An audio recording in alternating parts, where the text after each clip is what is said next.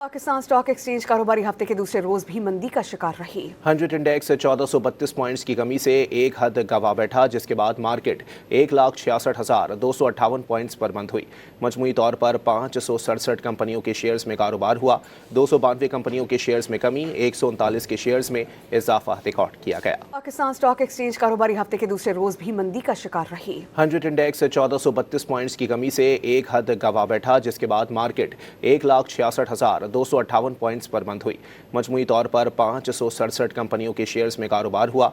292 कंपनियों के शेयर्स में कमी, 139 के शेयर्स में इजाफा रिकॉर्ड किया गया। पाकिस्तान स्टॉक एक्सचेंज कारोबारी हफ्ते के दूसरे रोज भी मंदी का शिकार रही। 100 इंडेक्स 1432 पॉइंट्स की कमी से एक हद गवा बैठा, जिसके बाद मार्केट 1,66,258 पॉइंट्स पर बंद हुई। मजमूई तौर पर 567 कंपनियों के शेयर्स में कारोबार हुआ। 292 कंपनियों के शेयर्स में कमी, 139 के शेयर्स में इजाफा रिकॉर्ड किया गया।